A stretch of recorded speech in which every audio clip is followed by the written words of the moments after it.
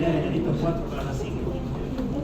Entonces, ¿cómo definimos el PIN? El PIN quiere decir enfermedad pulmonar intersticial difusa, ¿no? Es básicamente una intersticiopatía. ¿En qué consiste? Consiste en que va a haber un agente biológico, cuya naturaleza puede ser conocida, desconocida,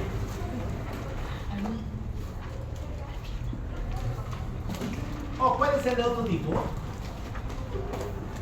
y que va a inducir dos fenómenos fisiopatológicamente claves. El primero, una reacción inflamatoria crónica.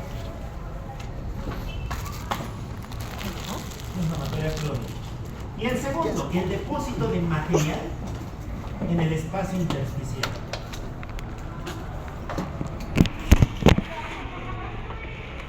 Bueno, se van a dar cuenta de que los dos están bastante ligados. ¿Por qué hablamos de inflamación crónica? ¿Se acuerdan cuál es el resultado de la inflamación crónica? ¿Qué termina? Si la inflamación crónica de culpita, ¿qué termina?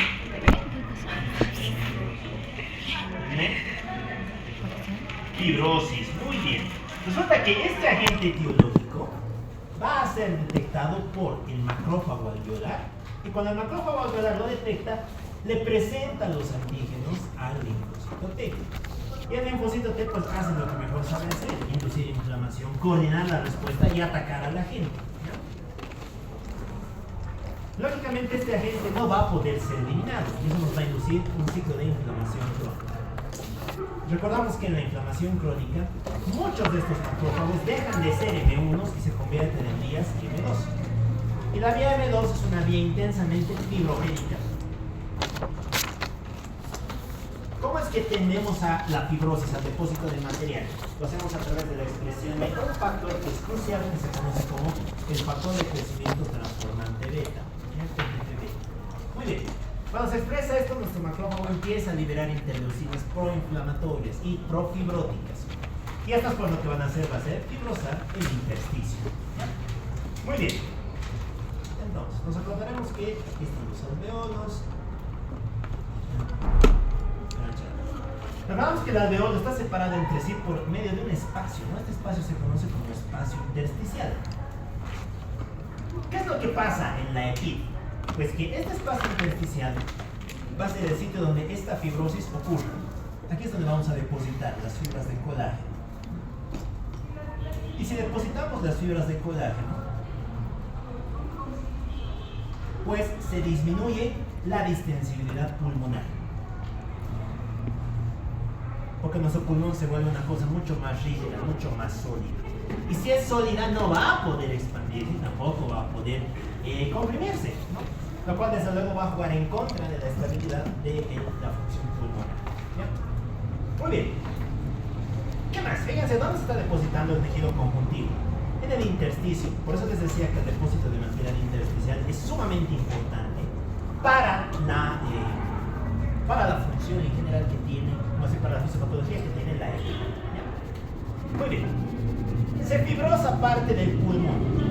Y secundario a esa fibrosis, ¿qué es lo que vamos a tener? Vamos a tener una serie de cambios, ¿no?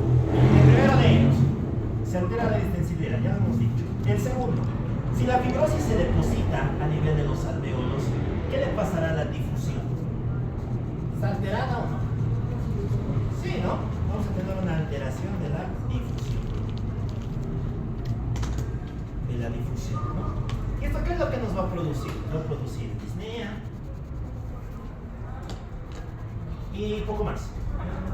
¿Qué pasaba si disminuye la distensibilidad? Nuestro pulmón se vuelve más rígido, ¿no? Y si es más rígido, ¿qué tiene que hacer la musculatura inspiratoria? Tiene que trabajar más o menos. Más, ¿no? Por lo tanto, esto se asocia a alteraciones del ritmo ventilatorio. Muy bien. Y nos faltaría un elemento más. Como les decía, se deposita material en el intersticio. Recordamos que en el intersticio tenemos una serie de receptores, ¿no? Receptores que se encargan de detectar el depósito de sustancias tanto en la vía aérea como en el intersticio. Y cuando lo detectan, ¿qué hacen? Estimulan un reflejo. ¿Se acuerdan qué reflejo se estimula para tratar de vaciar el intersticio en la vía aérea? La tos. Exacto. Se estimula el reflejo de la tos. ¿Ya? Y como tenemos estimulado el reflejo de la tos, pues vamos a tener tos. Ahora, ¿de qué tipo será? ¿Será tos productiva o no productiva? Productiva, pero es fibrosa, como respecto a su tejido conjuntivo. Exacto. La gran marca es la tos seca, la tos no productiva. Hablar de disnea y tos seca es hablar de las principales manifestaciones de la EPID. Muy bien. Hablaremos de algunas características generales. Resulta que las EPID son un conjunto de enfermedades. Son más de 100 en realidad. Mira, Harrison también describe las 100. Pero es un conjunto de enfermedades bastante extenso que tiene muchas etiologías. Todas ellas, pero van a tener algunas características en común. Para empezar, su clínica, ¿no? Casi todas tienen disnea y tos seca. Hay algunitas que tienen tos productiva. Vamos a empezar a sacar excepciones. ¿Quiénes tienen tos productiva? Bueno, aquí juega la linfangioleumiomatosis.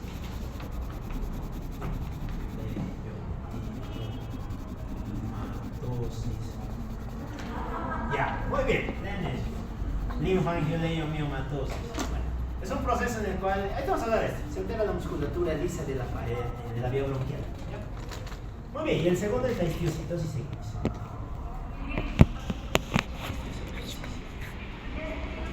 Histiocitosis de células de Langerhans, es lo mismo.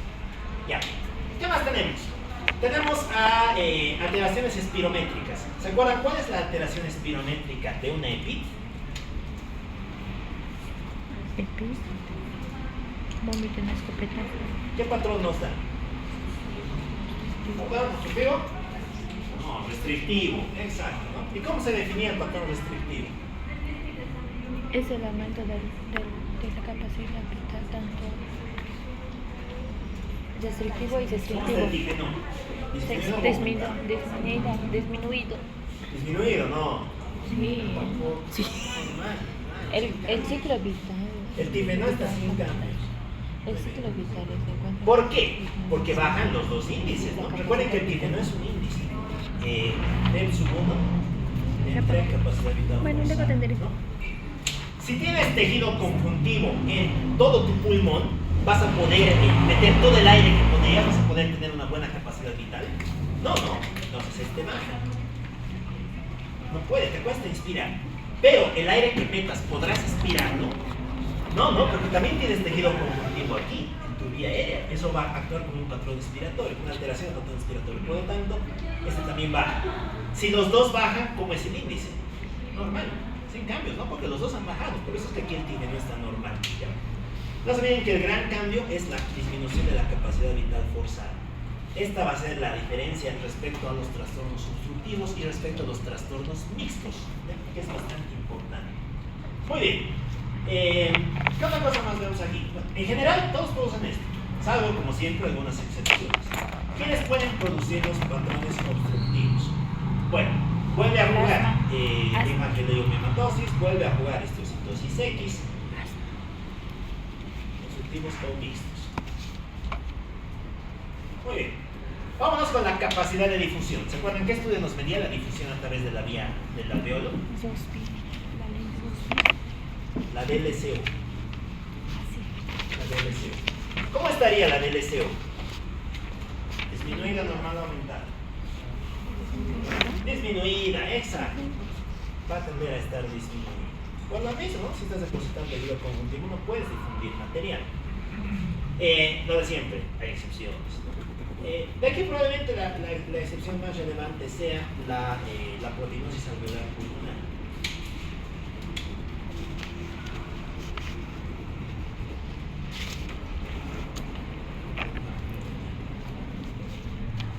Muy bien. ¿Qué más nos faltaría? Su patrón radiográfico. ¿Qué es lo que observamos en una enfermedad restrictiva? ¿Se acuerdan?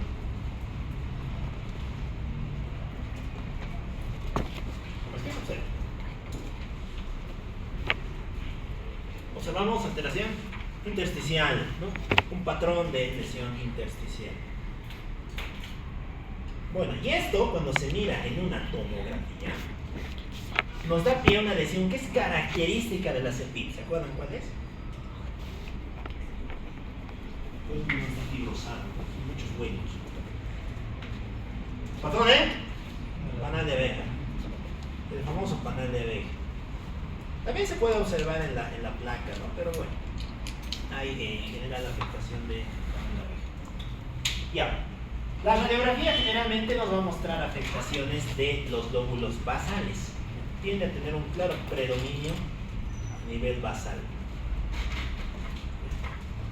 Como siempre hay excepciones, ¿no? Hay algunos que juegan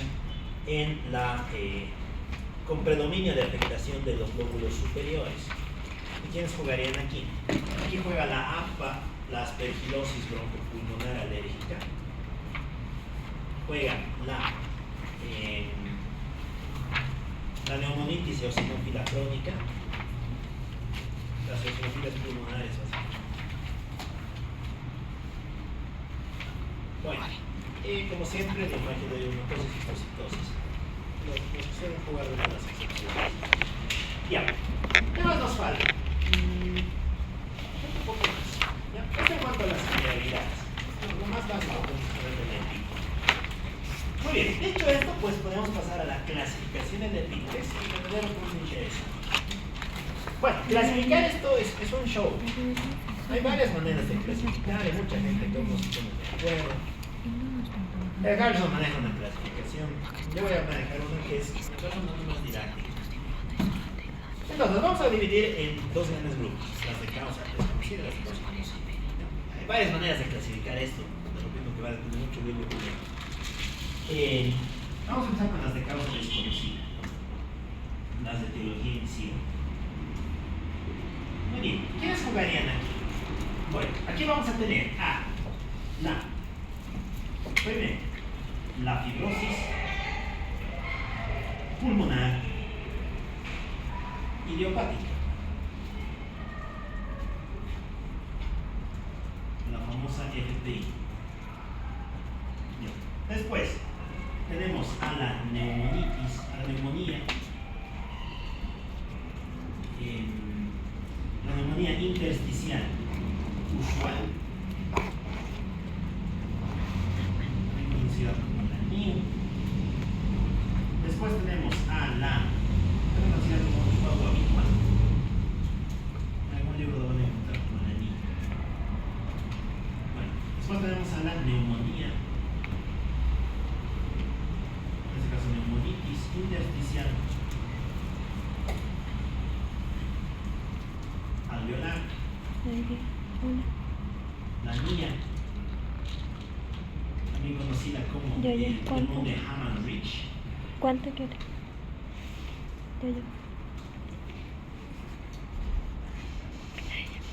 Después tenemos a la neumonitis, bueno, en este caso es neumonía intersticial no específica, la NINE. Muy bien, después tenemos a la neumonía intersticial criptogénica. Bueno, la neumonía organizativa criptogénica.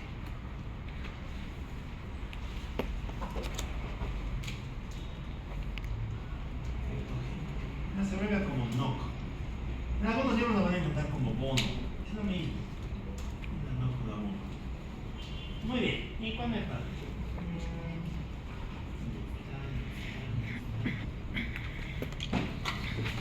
Bueno, no me falta ninguno. Son los principales grupos dentro de las enfermedades de teología en sí. Muy bien. Vamos a desglosar uno por uno estos términos. Empezaremos con la primera, la fibrosis pulmonar idiopática. ¿Qué nos dice el título? ¿Qué nos dice el nombre? El pulmón se fibrosa. ¿Y cuál es su causa? No se sabe. Exacto. Por eso estoy aquí. Es la principal causa de EPIC, la FPI. Es una de las principales. Es una entidad que es propia de personas de avanzada edad. Lógicamente, por definición, tu etiología tiene que ser desconocida. Por definición. Si tuvieras una fibrosis secundaria COVID, ¿seguiría siendo FPI? No, digamos la causa, no es la fibrosis secundaria. No confundan. La fibrosis pulmonar es un término para hacer alusión a muchas cosas. Muy bien, es más frecuente en personas de avanzada edad, sobre todo varones, de media de 50 a 60 años, y cuya causa, como les digo, es desconocida. Se cree que la persona en algún momento contrae el agente por vía inhalatoria y este agente es el que va a inducir un proceso de inflamación crónica. Y todo lo que produce inflamación crónica termina en fibrosis. Ya, muy bien. Manifestaciones clínicas son las de siempre, ¿no? Disnea, tos seca. Sobre esto podemos asociar alteraciones del ritmo ventilatorio, tendencia a taquicardia y demás. Los estudios laboratoriales van a ser los habituales. Vamos a tener en la gasometría. ¿Qué montarían en una gasometría?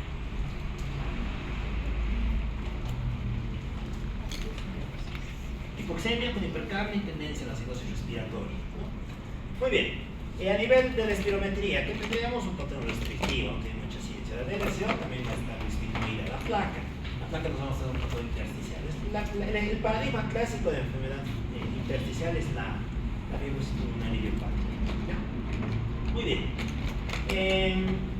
Bueno, su pronóstico no es bueno, no tiene tratamiento.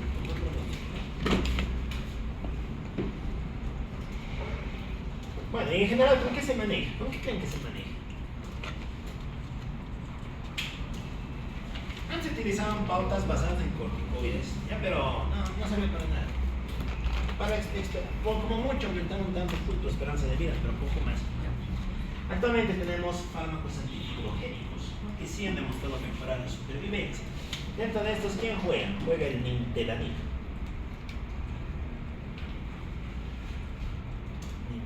Este es un antagonista de la vía del factor de crecimiento transformante beta. Y de ese modo dificultas, o más bien disminuyes el grado de fibrosis que experimenta el pulmón. Muy bien.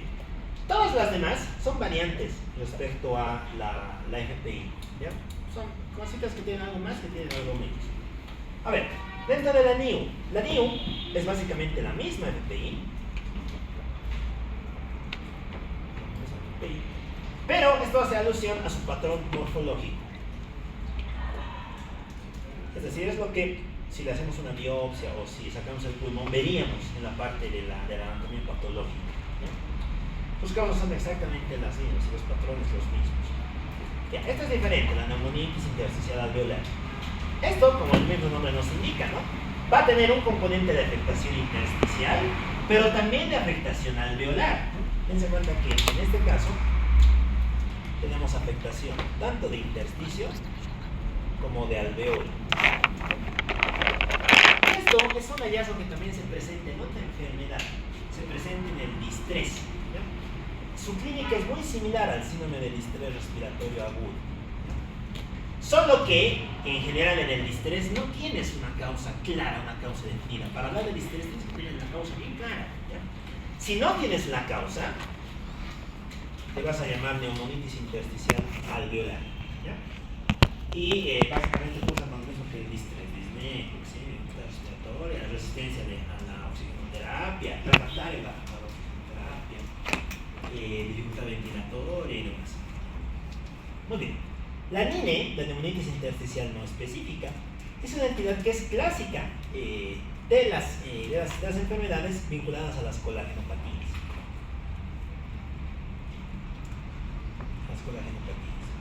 La NINE en realidad es un patrón morfológico, ¿ya? Que hace alusión a las manifestaciones de determinadas enfermedades reumatológicas. Aquí perfectamente podría jugar la artritis, puede jugar la esclerodermia, puede jugar el Sjögren, el CREST y demás. Las enfermedades mixtas de tejido conjuntivo también, ¿no? Y su patrón es básicamente ese, un patrón que no es específico, de ahí viene su denominación. Y la última es esta, la organizativa criptogénica. Bueno, esta se va a caracterizar por afectar a personas jóvenes. Lo mismo, su etiología es desconocida, pero sí se ha visto que es más frecuente en fumadores. Entonces, algunos han teorizado que puede ser alguna forma de respuesta inflamatoria a determinados componentes del tabaco. ¿Ya? Sigue siendo más frecuente en varones. Y su clínica va a ser la misma. Pero asocia un importante componente, el abono. Pérdida de peso. Datos de un síndrome constitucional.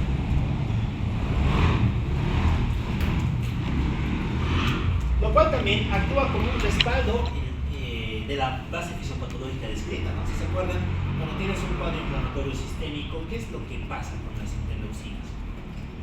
Que están aumentadas, ¿no? Sobre todo que aumenta interleucina 6, que te produce la fiebre, factor de necrosis tumoral alfa, que disminuye el apetito y por lo tanto pierdes peso, y también estimula las vías de la rhabdomiólisis, se nota que disminuyes tus proteínas en la masa muscular y eso hace que tengas más compuestos disponibles para producir más energía.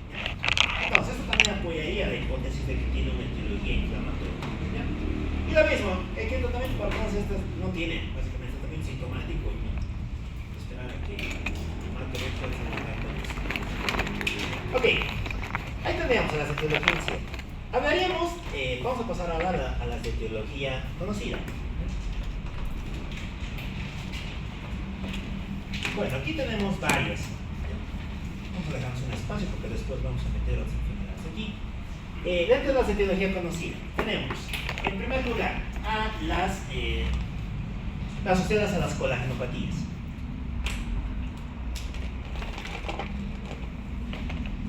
Lo mismo, ¿no? Aquí, ¿cuál es tu causa? La colagenopatía. Por lo tanto, tu etiología es cierta. ¿Ya? Ahora bien, ¿quiénes juegan dentro de esta categoría? Dentro de esta juegan, en primer lugar, reumatoide. La artritis reumatoide. En la artritis reumatoide vas a tender a tener fibrosis pulmonar tanto por un mecanismo inflamatorio, que es parte de la enfermedad sistémica, pero también como una reacción adversa a un fármaco. ¿Se acuerdan cuáles son los RAFAs de los, cuáles son los RAFES? Los FAMES de la artritis reumatoide. Los fármacos modificadores de la enfermedad. Bueno, el metotrexate. Resulta que el metotrexate tiene como principal reacción adversa el desarrollo de una fibrosis pulmonar, de un cuadro restrictivo. ¿Ya? Y el metotrexate también dentro de la actividad que produce tiende a producir una anemia, ¿no? Su principal forma de debut. Ya, muy bien. Top 2. Esclerodermia. Bueno, es lo mismo, ¿no? Recordamos que en la esclerodermia hay una afectación, se cree que a nivel vascular, su entidad conocida, en la cual los anticuerpos viajan por los vasos, llegan hasta lechos capilares muy finos, ahí se depositan y como se depositan, inducen una respuesta inflamatoria, ¿no? ¿El pulmón tiene capilares finos? Sí, ¿no? Porque son los que traen los alveolos. Por lo tanto, tiende a producir una respuesta inflamatoria de manera sostenida. Y eso es lo que va a producir la fibrosis pulmonar. Bueno, aquí la fibrosis es terrible, es probablemente de las más fibrosas que tiene el pulmón. Muy bien, top 3. Meteríamos al Sjögren. Ya hemos hablado del Sjögren, ¿no? ¿Cuáles eran los anticuerpos del Sjögren?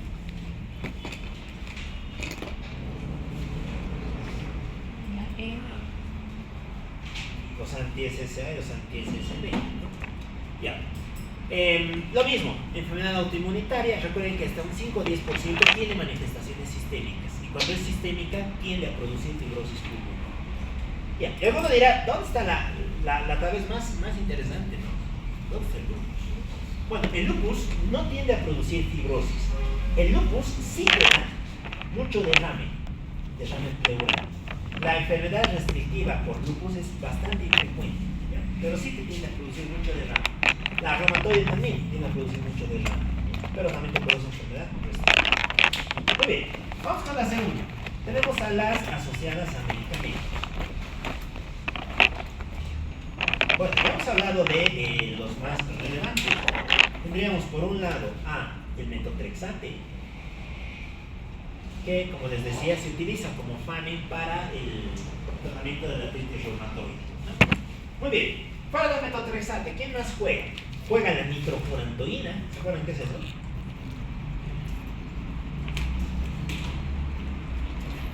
¿Qué es la nitrofurantoína? Es un antibiótico. ¿Para qué se usa? Para las itus. Es un muy buen agente contra gram negativos. Bueno, la nitrofurantoína, ¿no? ¿Quién más puede jugar aquí? Se han descrito casos vinculados a la miodarona. ¿Qué es la miodarona? ¿Eso? ¿De qué clase? Ya, es un clase 3, ¿no? La miodarona es un antiarrítmico que sirve como un fármaco muy versátil, te permite hacer desde cardioversión, si tienes cardiopatía estructural, hasta manejar determinadas arritmias. Pero justamente tiene dos reacciones a veces que son terribles, hipotiroidismo y produce fibrosis pulmonar. Muy bien, después tenemos los otros, ¿no? Son menos frecuentes. Ya, vamos con las siguientes. Las asociadas al trabajo. Las enfermedades asociadas al trabajo, enfermedades ocupacionales, se conocen como neumoconiosis.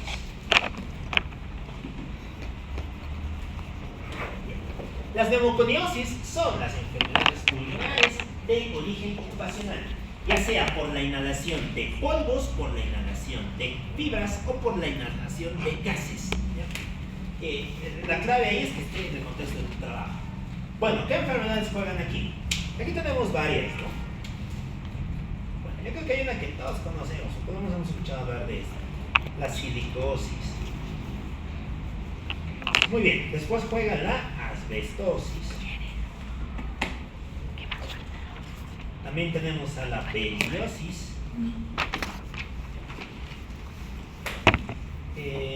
Sílice, asbesto, berilio. ¿Qué nos falta? Nos está faltando uno. No me acordar. Bueno, desglosaremos estos términos. ¿Qué es la silicosis?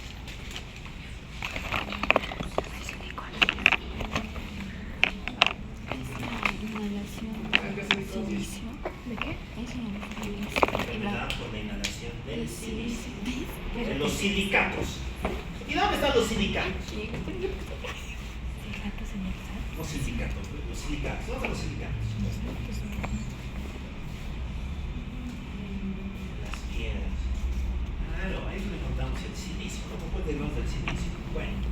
¿Y quiénes se dedican a estar en contacto con las piedras? Con los polvos de las piedras. La gente se dedica a picar cosas, ¿no? Bueno, el pico pala, ¿no? En general, esa es patología típica de los mineros, típica del sector minero. Se debe a la inhalación de fragmentos del sílice. Bueno, como les decía, típico del minero. Edad media, sé que hablaríamos de 30 a 50 años, un promedio de afectación. Bueno, su principal factor de riesgo, ¿cuál es? La exposición prolongada. Y más que la exposición prolongada, es la exposición sin EPPs. Porque claro, si es que tú tienes tu mascarilla, digamos, que bien te cubres, tu riesgo de tener esto es mucho menor, ¿ya? Algo terrible que tiene es tener patologías de cobre, que no puede pagar un EPP, que no puede pagar su máscara, y bueno, y el final termina con esto. Pero bueno, si le sumamos que en los años mineros la gente de media empieza a trabajar a los 12, 15 años, pues se encuentra perfecto para tener una enfermedad que te afecta a partir de 30 a 35 años. Ya, ¿qué es lo que pasa con el sílice? Tienes los cristales de sílice. Resulta que esos cristales ingresan por vía inhalatoria. Y cuando ingresan por vía inhalatoria se encuentran con el macrófago, ¿no? ¿Y qué hace el macrófago? Fagocitosis. ¿Y qué hace el macrófago cuando fagocita? Inflama, y si inflama, activa toda esta vía y terminan produciendo fibrosis. Es lo mismo, en ese caso lo has estimulado por un agente exógeno. Lógicamente el pobre macrófago no puede luchar con el sílice, ¿no? El macrófago sirve para degradar cosas vivas, pero ¿cómo vas a hacer degradar un pedazo de piedra? No puede. Cuando intenta hacerlo, el macrófago muere. Y como muere, estos cristales se vuelven a liberar. Y como se vuelven a liberar, vuelven a ser fagocitados. Y finalmente tu macrófago muere, y el mismo otro muere, después otro muere. Y se desencadena una gran respuesta inflamatoria secundaria a los fenómenos de lesión y muerte celular. ¿Qué manifestaciones clínicas nos va a dar la silicosis? La silicosis tiene tres grandes aspectos. Tenemos por un lado a la silicosis crónica, la silicosis aguda severa y la crónica, la aguda severa y poco más. En general, la forma crónica es la más frecuente. Es la que va a cruzar con los datos clásicos de un síndrome restrictivo, ¿no? Disnea, tos seca, cada vez que quiera hacer su actividad laboral le va a costar más y demás. En cambio, la aguda severa se presenta como un cuadro muy similar al distrés. Vas a tener una crisis de hipoxemia súbita, mucha alteración respecto a parámetros gasométricos, hipoxemia muy marcada y demás. Bueno. La radiografía, ¿qué es lo que nos muestra de interesante la silicosis? La silicosis nos va a producir un patrón que todavía no conocemos, ¿no? El patrón nodular.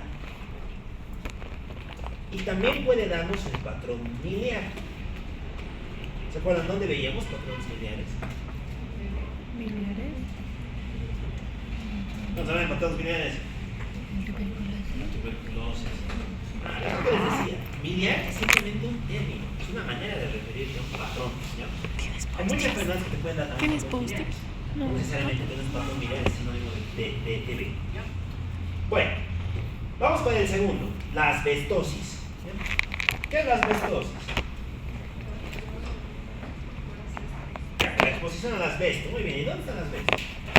En plan. ¿En él?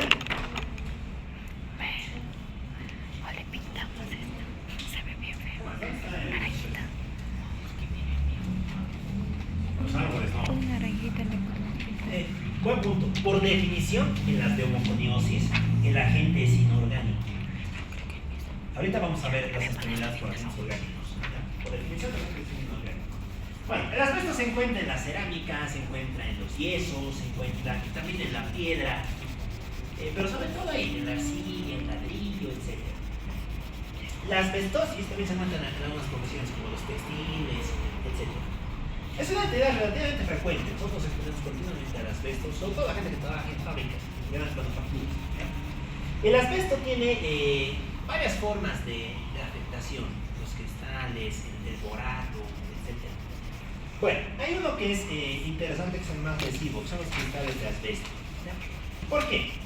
Porque resulta que este cristal es una estructura bastante puntiaguda. ¿Ya? Y como es tan fino, pasa fácilmente los cilios, evita las barreras de protección que tiene el pulmón. Eso condiciona que llegue hasta el alveolo, lo encuentre el macrófago. ¿Y qué creen que va a hacer el macrófago cuando encuentre esto? Bueno, exacto, se va a apuñalar, ¿no? Es como que tú quieres poner un cuchillo, igualito. Este pobre es perforado. Y como lo atraviesan, libera una gran cantidad de especies reactivas de oxígeno, de rosa. ¿Ya? ¿Qué es lo que van a hacer estos dos? Estos dos van a hacer dos cosas. Por un lado, van a inducir fibrosis, y por ende, la asbestosis también te va a producir edema. Pero, por un mecanismo no del todo claro, estos ceros también van a inducir fenómenos mutágenos. Van a inducir cambios a nivel de determinadas vías de diferenciación celular. ¿Ya? Y curiosamente no lo van a hacer en el macrófago, sino lo van a hacer en las células que rodean al pulmón, en las células pleurales. ¿Ya? Y esto va a condicionar que aparezca una neoplasia, un cáncer de la pleura. ¿Cómo se llama el cáncer de la pleura? La pleura igual le puede dar cáncer, es un cáncer maligno. Esto es pleuroma, no. Pleurosarcoma, no. Pleurocarcinoma, mesotelioma. El mesotelioma tiene dos importantes orígenes. Una causa ocupacional y la principal causa es esta. De hecho, la causa más frecuente es el mesotelioma. Y en segundo lugar, bueno, las causas genéticas, ¿no? Como siempre, te ha dado por mala suerte, te has subido más los genes, ni modo. Te ha dado la neoplasia. ¿No? Pero este cáncer es terrible. El mesotelioma por asbesto es un cáncer muy agresivo. Te deja en otro lado de menos de 5 meses. Tu expectativa de vida es muy limitada desde que te lo diagnostican. ¿Ya? Muy bien. La asbestosis, como pueden ver, te va a dar por un lado un patrón de afectación pulmonar, bueno, lo de siempre, los patrones celulares, biliares, etc. Pero también te va a dar un patrón de afectación pleural. Y esto va a dar pie a que en la radiografía también puedas observar placas pleurales. Es un hallazgo bastante característico de la asbestosis. No es exclusivo, pero sí característico de la asbestosis. Sobre todo en el contexto del antecedente de trabajo, que es muy importante para este diagnóstico. Ya. Muy bien. Ya me acuerdo que he empezado a olvidar. La enfermedad de los mineros del carbón. Mercurio.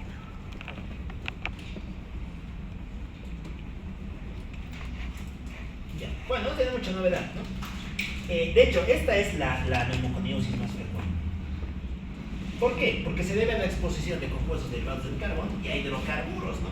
Es decir, podría aparecer en el contexto de gente que está continuamente expuesta a maquinaria, a gases derivados del carbón, los motores de los autos, los tubos de escape y demás.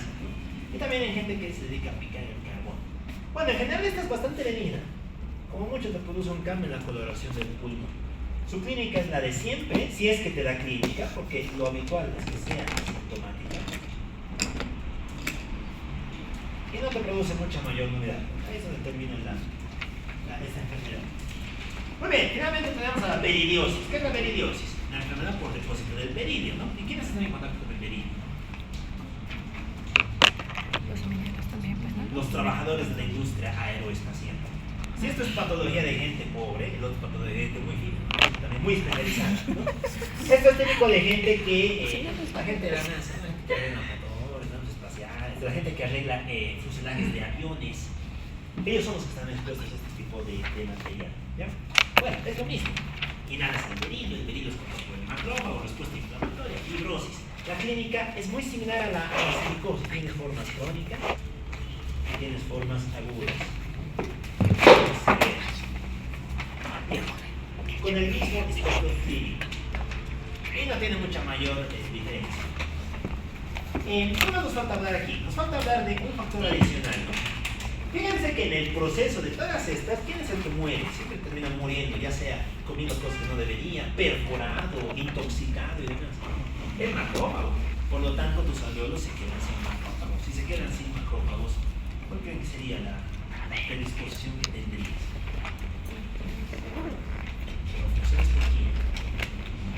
¿Para qué vía es importante el macrófago? Y sin eso, no puedes contener a la infección. De hecho, yo creo que es bastante conocido eso, ¿no? La silicosis te puede tener tuberculosis. Es por eso, porque te estás cargando el único que es capaz de degradar así los ácidos resistentes. La silicosis aumenta por 2 veces tu riesgo de TB. La asbestosis lo mismo, aumenta tu riesgo de TB. La beridiosis y la enfermedad por dióxido de carbono no lo aumenta, pero sí la silicosis y la asbestosis, ¿no? No se olviden que la asbestosis también aumenta tu riesgo de ¿qué? De cáncer. No es el único, también aumenta tu riesgo de cáncer de pulmón. Concretamente de un carcinoma epidermoide. Pero bueno, lo más habitual, más bien su asociación más típica, es con el mesotelioma, pero también lo aumenta con otro tipo de neoplasias. Ya, hemos hablado de las enfermedades por exposición a agentes inorgánicos. Cuando tienes una exposición, una enfermedad por exposición a agentes orgánicos, pues le vamos a llamar hipersensibilidad. Estas hipersensibilidades se van a deber, como les decía, a la exposición a agentes orgánicos. ¿Ya? Muy bien. Y aquí tendríamos 2 tipos de hipersensibilidades. La neumonitis por hipersensibilidad aguda y la neumonitis por hipersensibilidad crónica. Ya. Muy bien. Dentro de las neumonitis por hipersensibilidad aguda, pues, ¿qué tendríamos? Y crónica también, sobre todo crónica. Porque la crónica es la forma en la que tú te expones a la gente y ese antígeno, porque aquí sí hablamos de antígeno, ese antígeno va a sostenerse a lo largo del tiempo, por lo tanto te va a desarrollar fenómenos de fibrosis. En cambio, la aguda vendría a ser una descompensación del fenómeno crónico, ¿no? Ya estabas predispuesto, te expones a mucha cantidad de la gente, por lo tanto debutas con una crisis. Bueno, vamos a hablar sobre todo de la crónica. ¿Qué agentes orgánicos pueden producir neumonitis por hipersensibilidad? Aquí juegan agentes bien interesantes, ¿no? Aparece así se llama, el pulmón del granjero. Bueno, tiene sentido. Si trabajas en la granja, no picas piedra, ¿no? Pero ¿a qué te expones? Te expones a pajitas, te expones al heno, te expones a antenas que son propios del área rural, propios del campo, ¿no? Resulta que hay gente que es hipersensible a sus componentes y cuando los inhala desarrolla fenómenos de hipersensibilidad, de fenómenos de neumonitis, ¿ya? Muy bien, el pulmón del granjero es el que está vinculado a la exposición a el heno. Al heno del campo. Muy bien, ¿qué más? Tenemos el pulmón del criador de palomas. Bueno, ¿qué creen que es esto? Es hipersensible aquí. ¿Pero qué? Para palomas gigantes. Exacto, a las heces. Es hipersensible a componentes de las heces de las aves. Bueno, no necesariamente necesitas tener paloma, no se aplica para loros, cualquier ave prácticamente, ¿no? Sobre todo aquellas que sean domésticas. Ya, tenemos a la bagazosis. La bagazosis es la hipersensibilidad a componentes de la caña de azúcar. Lo mismo, ¿no? Esto es típico de los zafreros, la gente que trabaja en las grandes empresas de embalar azúcar y demás, ¿no? ¿Qué más? La vicinosis. La vicinosis es la hipersensibilidad a componentes del papel, a la celulosa. Si se acuerdan, la celulosa también deriva de la corteza de los árboles, por tanto es un agente orgánico, ¿no? Muy bien, parecen entidades lejanas, ¿no? Tal vez algún cerrado Santa Cruz me dio una vagasosis, pero parecen entidades bastante lejanas. Hay una que yo frecuente aquí, no así bien frecuente, ¿no? Como la otra, pero mucha mayor frecuencia respecto a esta, sobre todo en el área urbana, porque se dan cuenta de esa patología típica del campo. Ese se conoce como el pulmón del humidificador. Ya. Bueno, ¿sabes lo que es un humidificador?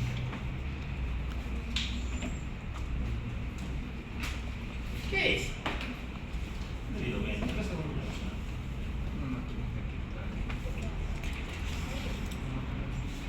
¿Qué calienta?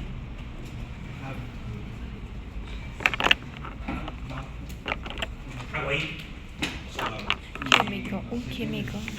Ya, pero ¿qué queremos meter? ¿Qué queremos meter? Tenemos cocaína. No, Eucalipto. Se pone solo oficial, ¿no? Se los voy a ver. ¿Para qué broncodilatación? ¿Quieres inducir broncodilatación y de ese modo mejorar la dificultad aérea que tienes? ¿Ya? Resulta que cuando tienes esa máquina, mucha gente que no le da mantenimiento, y si no le da mantenimiento, ¿qué hace? Hongos. Y cada vez que tú vayas a usar ese inhalador, vas a inhalar el agua del beta del médico y los honguitos, ¿no? Y hay gente que es hipersensible a esos hongos, ¿no? Se cree que esa es la explicación del humidificador. ¿Por qué les digo que es frecuente aquí? Porque se encuentra en las clínicas, hay mucha gente que lo tiene en su casa, el niño se pone mal igual, se lo pone al niño, etc. Entonces es importante darle muy buen mantenimiento al aparato, sobre todo para evitar esto, si es hipersensible al paso. Bueno, el tratamiento en general de todo esto es lo mismo, ¿no? Cuidamos el corticoide, Creo que no, cuidamos no me acuerdo. si se puede, en el caso de los orgánicos, No me acuerdo. terapias de desensibilización. Creo que no. Bueno, Creo que no. evitar el agente. Aquí rotarás de trabajo, ¿no? No te despedimos, obviamente. Lo ideal es que rotes de trabajo, ves de picar en la mina y te vayas a ser administrativo, de capataz, tal vez ganes menos, pero es por tu salud, ¿no? Aquí lo mismo, no te expones al agente. Ya. Muy bien, ¿qué más nos falta? Pasamos a entidades un poquito más interesantes. Vamos a volver aquí arriba, las de etiología incierta. Vamos a meter a las sarcoidosis.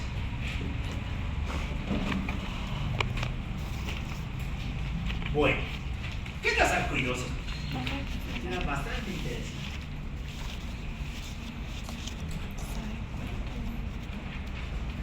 La sarcoidosis es una enfermedad granulomatosa crónica.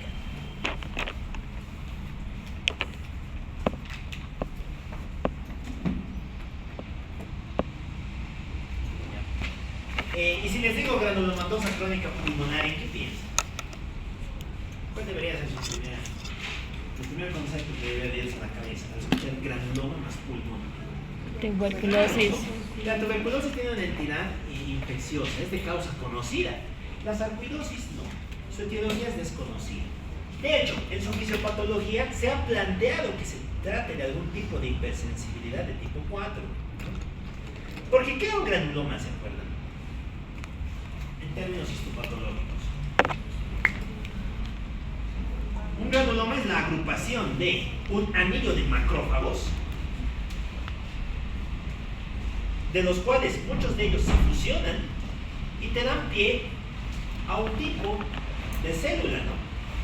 Que se conoce como la célula gigante de Langerhans, ¿no? Y en el centro observábamos una gran cantidad de infiltrado linfoideo.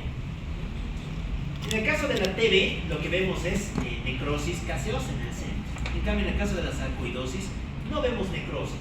Por eso se dice que son granulomas no necrosantes. Ya. Muy bien. Bueno, yo creo que deduciremos por qué es hipersensibilidad de tipo 4, ¿no? ¿Se acuerdan cuál era la vía que mediaba esta hipersensibilidad? La vía celular. Bueno, aquí es donde se están activando células.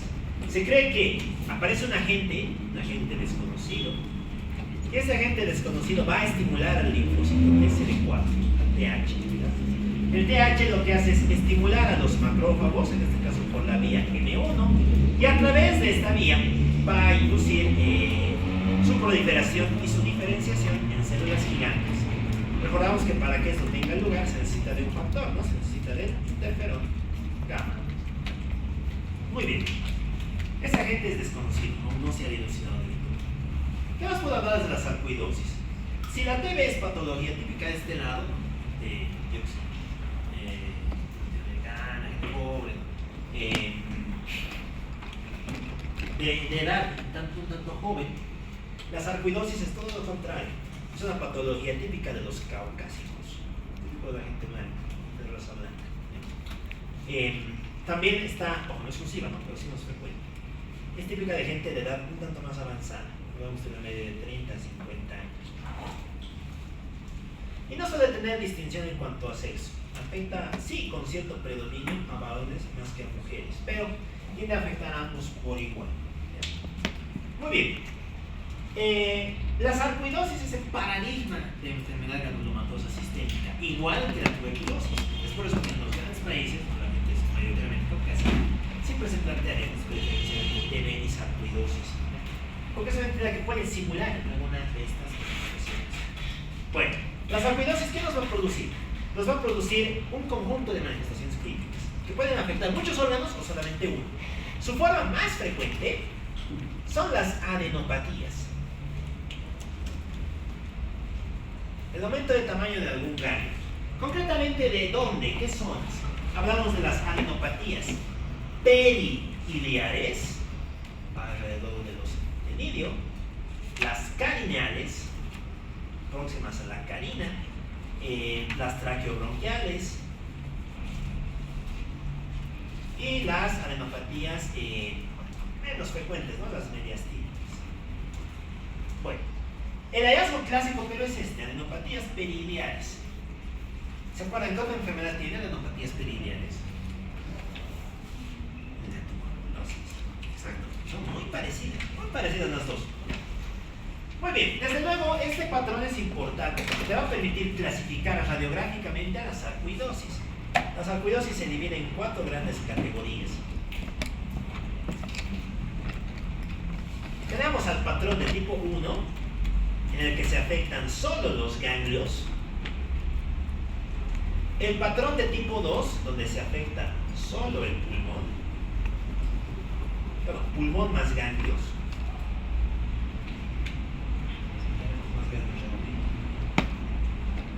El patrón de tipo 3, donde se afecta solo pulmón, aquí sí, solo pulmón, que vendría a ser este. Y el patrón de tipo 4, donde tienes una afectación extrapulmonar. Ninguno de estos está afectado, pero es extrapulmonar.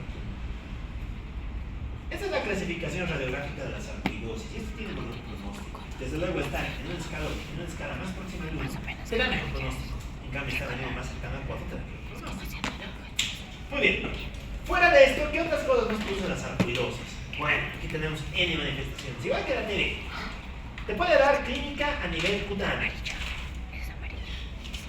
¿Qué te produce la sarcoidosis? Te produce eritema nodoso, ¿no? También te puede producir un cuadro que se conoce como el lupus pernio. El lupus pernio. Si se acuerdan, el lupus vulgar es el de la TB, el lupus pernio es el de la sarcoidosis, ¿no? ¿Y cuál es el del lupus? ¿Qué manifestación cutánea trae?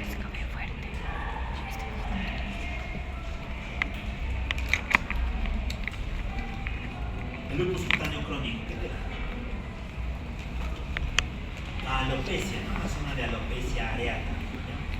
Y en el caso del lupus cutáneo subagudo, pues el eritema malar, ¿no? El eritema mariposa. Bueno, lupus en realidad es un término que hace referencia a lupus, ¿ves? De donde viene el nombre del lupus. Simplemente es un término para referirse a muchas cosas cutáneas. Ténganlo en cuenta. No siempre cualquier lupus es sinónimo de lupus eritematoso sistémico. Por eso dice sistémico. Si dice sistémico es autoinmunitario.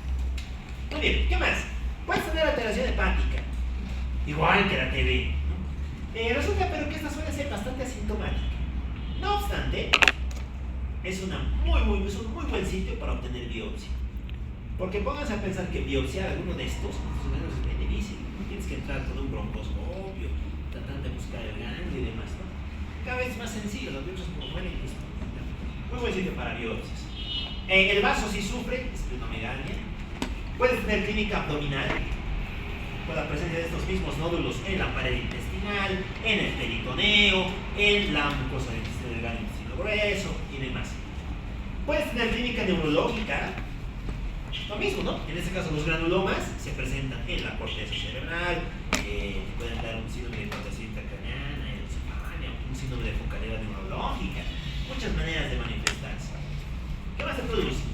Te produce cutánea, abdominal, te produce alteraciones renales, alteraciones genitourinarias, ¿no? Puede afectar la vía urinaria, la vía de la vejiga, la vía renal, afecta los cálices y demás. Todo esto también te lo puedes producir en TV. Por eso es que esta es la gran competidora en cuanto a TV respecto al diagnóstico. ¿Ya? Y hay dos síndromes que son clásicos de la sarcoidosis. ¿Ya? El primero corresponde al síndrome de Lofgren. El síndrome de Lofgren se le llama la fiebre uveoparatiroidea, pero uveoparotídea. Es básicamente una entidad en la que vas a tener afectación de glándulas lagrimales más afectación de glándulas salivales. ¿No? Muy bien. Obviamente en un contexto de sarcoidosis. El otro síndrome es muy parecido, se conoce como el síndrome de Mikulicz.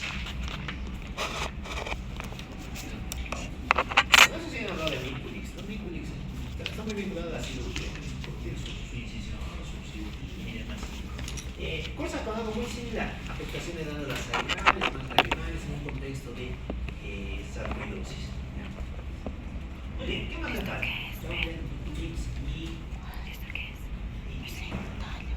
Y creo que poco más. Muy bien, su diagnóstico es el mismo, ¿no? En este caso tenemos que hacer placa y vamos a mirar un factor nodular, puede haber un factor lineal, un factor intersticial. Te podemos hacer también una biopsia, que es lo ideal, pero no siempre se hace. Y estudios de imagen, ¿no? Imagenología sistémica para poder reconocer dónde está el punto que se componente más. Es donde nos ayuda mucho la tomografía. Bueno, y el tratamiento, igual, incierto. Se maneja con antiinflamatorios, con manejo sintomático en realidad. Hay muchos sarcoidosis que se quedan así, como entidades estacionarias y no se producen nada. Tú perfectamente vives con sarcoidosis.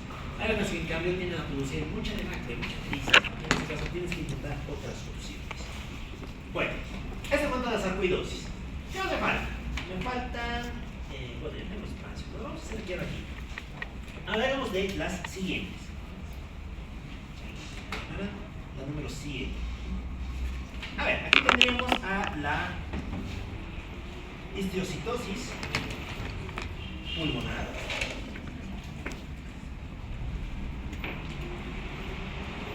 Y ahora sí, a la linfangiodeyomatosis. Vamos a escribir como LFG. También lo escribí. Ya. ¿Qué es la histiocitosis pulmonar? La histiocitosis pulmonar, como el nombre nos indica, es un proceso en el que hay un depósito de una célula que se llama histiocitos. ¿Recuerdan qué eran los histiocitos? Los macrófagos intersticiales. No son los macrófagos del intersticio pulmonar. Entonces resulta que en la histiocitosis tienes un depósito de macrófagos. Y estos macrófagos te van a producir una constelación de manifestaciones clínicas. ¿Ya? Es clásica la afectación pulmonar, que es justamente lo que estamos viendo, pero también es clásica la afectación de determinados huesos, clásicamente los huesos del macizo craneal, y se presenta una masa tumoral, se le conoce como el granuloma eosinófilo. ¿Ya? Está representado por la presencia de estas células. Muy bien. Resulta que además de ellas encontramos una célula que es positiva para un marcador que se conoce como proteína IC100, como marcador CD1, y también es positiva para un marcador que se conoce como la angelina. ¿De qué célula estamos hablando?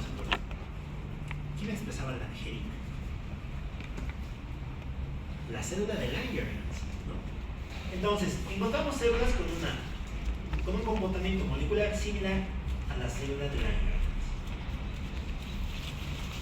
Bueno, por eso también se le conoce como enfermedad por células de Langerhans, los tiocitos por células de Langerhans. Ya, esta enfermedad es más frecuente en varones. Varones, jóvenes y con un antecedente que es crucial: fumadores.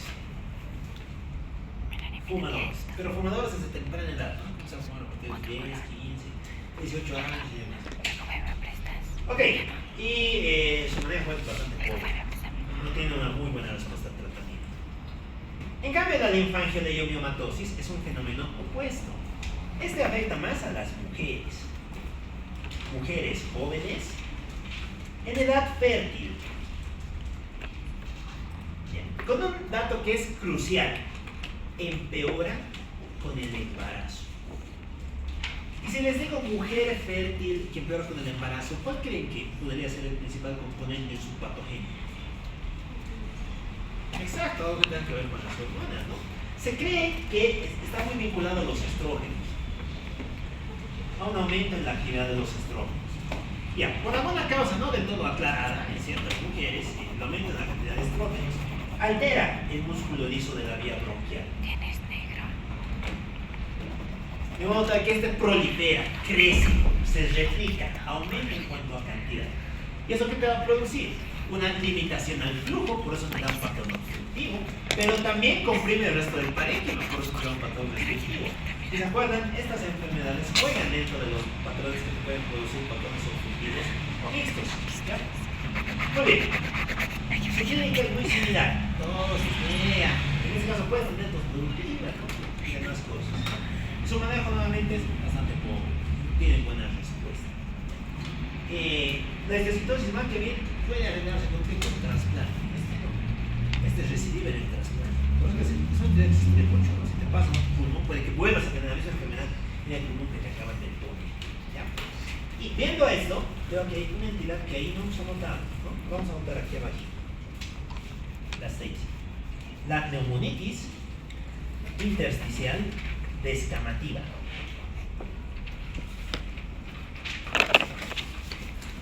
La NIT, ¿no? Bueno, esta es la que está vinculada al tabaco. Está vinculada al tabaco.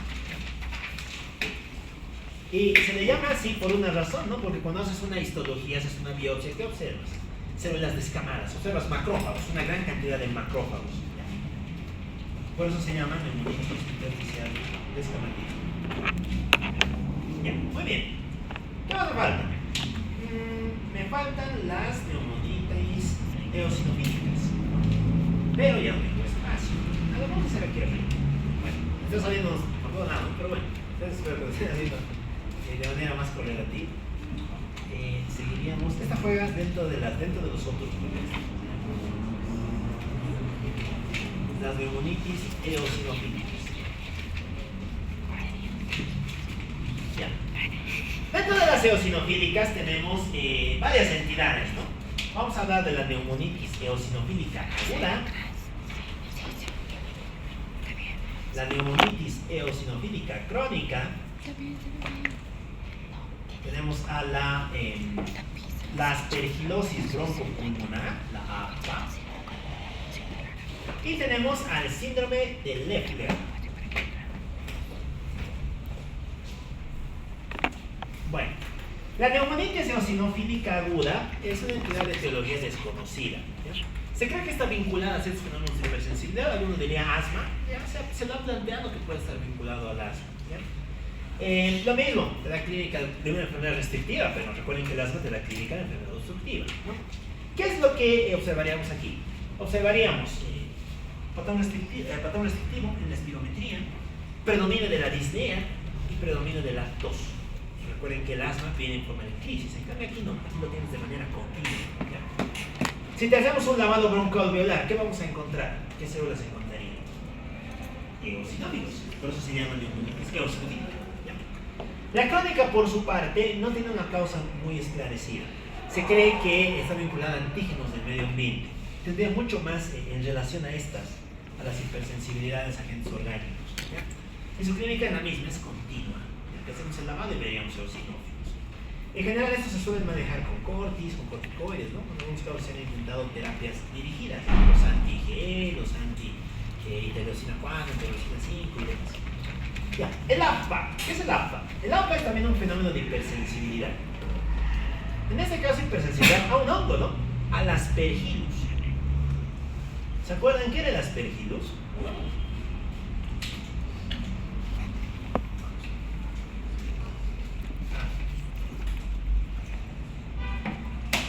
El Aspergillus es un patógeno, es un hongo que se encuentra en los cultivos, se encuentra en el medio rural, se encuentra en el medio ambiente y tiende a producir enfermedad pulmonar, sobre todo en quiénes, en los inmunosuprimidos. Es una patología que es más frecuente en el paciente inmunosuprimido, en el cual tiende a producir dos grandes fenómenos, ¿no? La aspergilosis y el aspergiloma.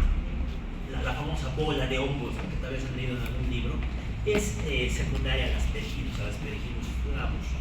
Bueno, resulta que en este caso tú inhalas el hongo, pero el hongo no te produce nada, sino tu cuerpo es el que reacciona contra el hongo por medio de una respuesta de hipersensibilidad. ¿Ya? Se va a caracterizar por asociar episodios de atopia. Eres atópico a muchas cosas, puedes tener dermatitis atópica, eczemas, puedes tener asma y demás, más el antecedente de exposición al hongo, al Aspergillus. Muy bien, tienen sus propios hallazgos radiológicos, ¿no? Vamos a hablar de eso. Y finalmente tenemos al síndrome de Leffler. ¿Qué era el síndrome de Leffler? ¿Sí lo han visto?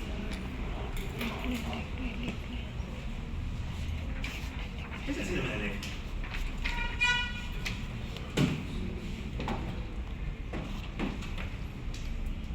Nada, nos vamos a cuarto semestre. Clases de parasitología. ¿Qué era el síndrome de Leffler? Si se acuerdan, hay algunos bichitos que hacen un ciclo, ¿no? Los ingieres, llegan a tu intestino, al duodeno, perforan el duodeno, pasan al peritoneo, suben hasta los pulmones, aquí terminan de madurar, trepan por la vía aérea, los vuelves a tragar, y así es como repiten su ciclo. ¿Qué ciclo era ese?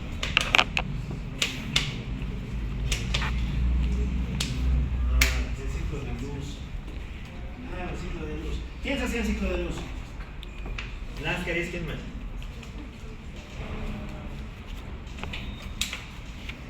Los ancilostómidos, ¿no? ¿Cuáles eran los ancilostómidos? El ancilostoma duodenal y el mecatorhamericanus. Bueno, tiene sentido. ¿Cuál es la célula que lucha contra los parásitos? El eosinófilo. Tienes bichos que están haciendo ese ciclo, están por el peritoneo de tu pulmón y de tu pulmón trepa por la vía aérea. Pues lo lógico es tener eosinofilia. El síndrome de Leffler es secundario a las parasitosis. Varias parasitosis. Precisamente aquellas que van a cumplir el ciclo de luz. Y se debe a la respuesta del cuerpo para tratar de luchar contra ese agente, ¿no? Para tratar de producir células que sean capaces de luchar o de limitar la replicación del patógeno. Ya, muy bien. ¿Cómo ha pasado esto? ¿Qué más nos falta? Creo que nada más, habríamos hecho las más importantes. Bueno, así sería el mundo del pico, ¿no? Sí, no me falta ninguno. Ya, veremos algunas plaquitas. ¿Qué pasó? Veamos si me falta algo. Pero creo que no. Hemos descrito de manera bastante adecuada las más importantes. Como les digo, son 100, son más de 100. No nos daría la vida para explicar todas. No nos daría la vida que sean de mayor importancia. Y también las que deberían conocer. Son las mínimas que deberían sonar. ¿Cómo?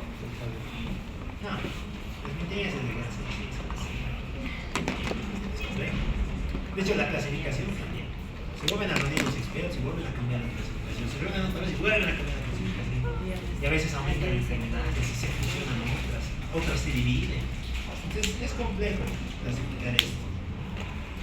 Pero bueno, lo podemos hacer de una manera bastante buena.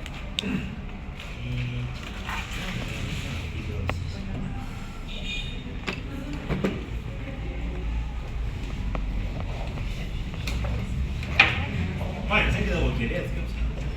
Está sorprendido nada. Estamos revisando todavía los nombres. A ver, ahorita vamos a ver si Eso puede hacer.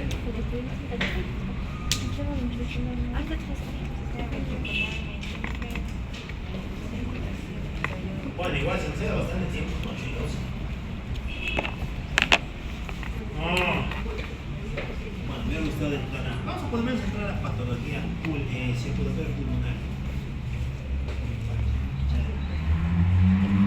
Ya. Bueno, aquí está lo que ya les he contado. Simplemente vamos a mirar algunas plaquitas, nada más.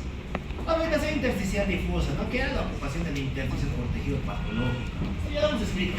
Por un lado, inflamación crónica. La inflamación crónica termina en fibrosis. Y por otro lado, la ocupación del intersticio. Entonces, mecanismos y causas también ya las hemos contado. Eso también, no se olviden. Tos crónica con es una manifestación cardinal de las intersticiales. Nos había faltado mencionar ahí una más. ¿Se acuerdan qué más tenían las PITS? No se presenta siempre, pero se presenta también su ¿Qué pasa?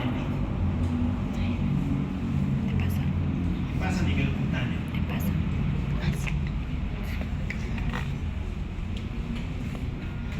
¿Qué se colocaba aquí arriba? ¿Qué se colocaba aquí los datos? No me acuerdo. Nombre, grupo, sí. Nombre, grupo. Hipocretismo digital. ¿Nos mandó? Sí. Acropaquías. Dedos en palillo de tambor. Si se acuerdan, las acropaquías se presentan en el contexto de tres cosas: infecciones crónicas, las PITS y el cáncer. Y ahora meteríamos los problemas vasculares. Las acropaquías también serían una manifestación interesante aquí. Ya. A ver, ¿qué están viendo en esta placa, muchachos? ¿Qué les llama la atención? Nada. ¿Está normal o no está normal? Hay puntitos negros. Ya, ¿qué más hay? ¿Hay puntitos negros? ¿O hay marcas que están creando puntitos negros? Exacto, ¿no? Fíjense que, ¿qué se está marcando aquí? El intersticio. Si hay algo que se está afectando en esta imagen, es el elemento intersticial, ¿no? Todo lo que nace a partir del hilo pulmonar. Ese es el famoso patrón intersticial, ¿no? de las enfermedades intersticiales. Se lo conoce como patrón reticular. Ese es un término regular.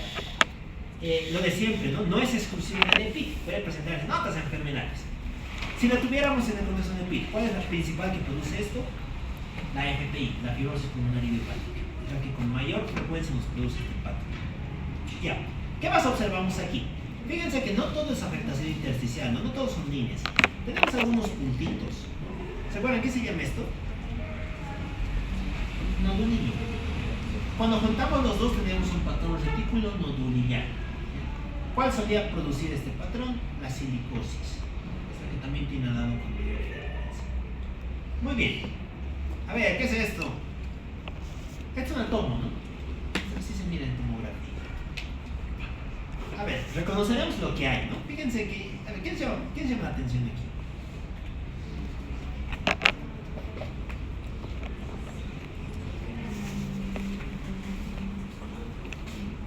¿Panal de abejas?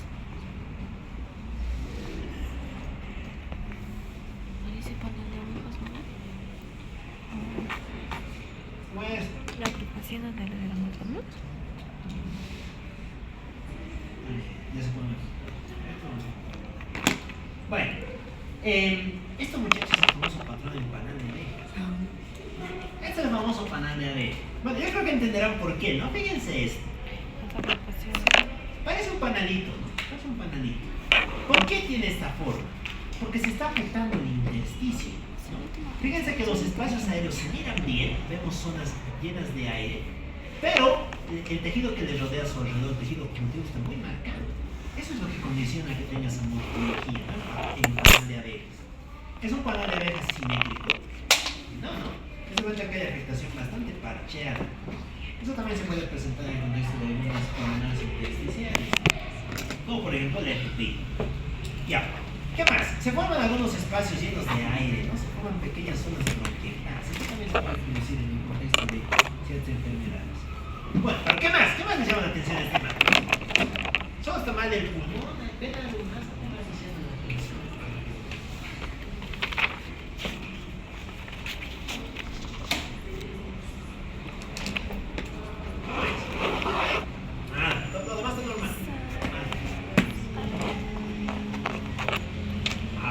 Bueno,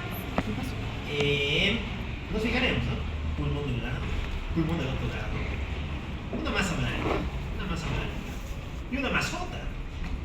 ¿Qué es esto? Cáncer, ¿qué cáncer? Es pulmonar, es pleural. Es un linfoma de Hodgkin clase 3.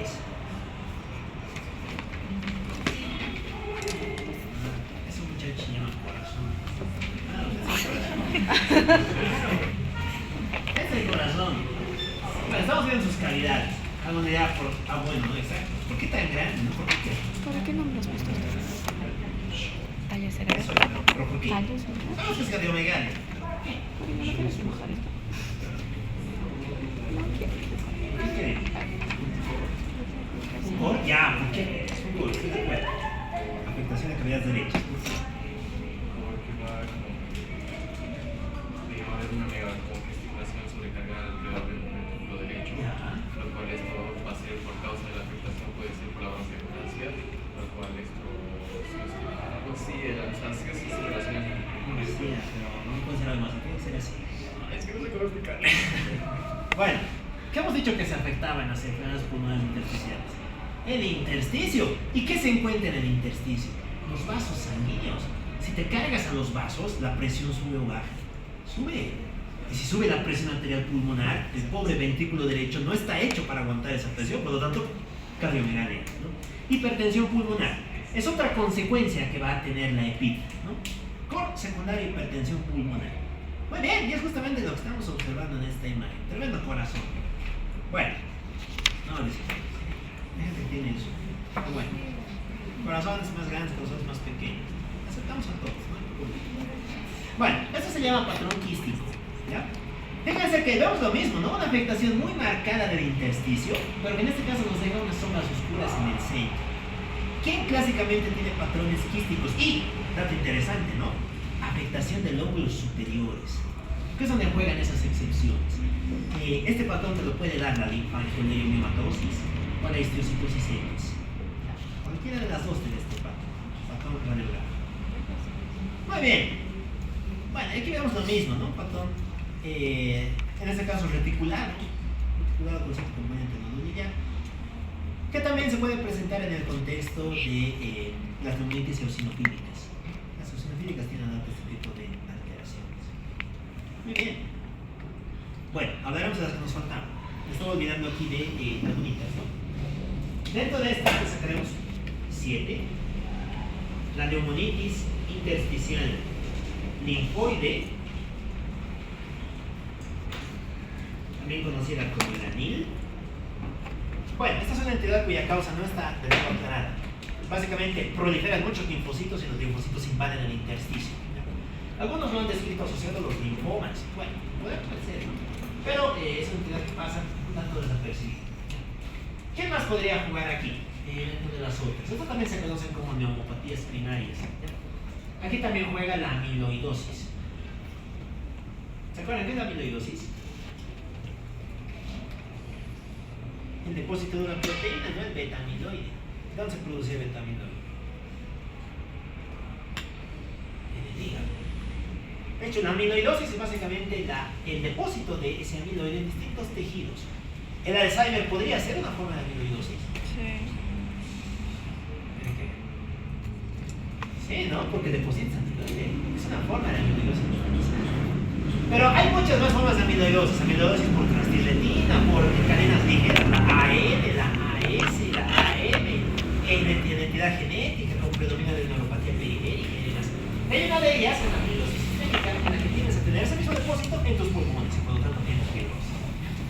Muy bien, la última que me faltaba era la proteinosis alveolar pulmonar.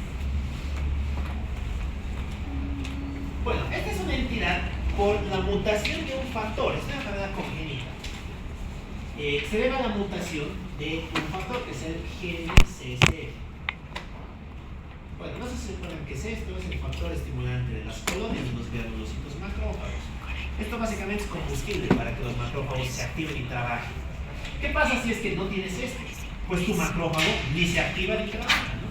Adiós macrófago. Y si no hay macrófagos que funcionen, te va a pasar algo bien interesante. Vas a acumular surfactante. Ustedes dirán, ah, qué bien, voy a nadar en surfactante. Belleza de pulmón, no va a colapsar, igual colapsa. Y en ese caso no solamente colapsa, sino que también se lleva el intersticio con él. Se va a producir manifestaciones clínicas de síndrome intersticial. Muy bien. Bueno, la clínica habitual. Tos en este caso crónica, productiva. Una persona joven, suele debutar en torno a los 5, 10, 15 años. Y que se asocia a dificultad respiratoria, a sensación de disnea.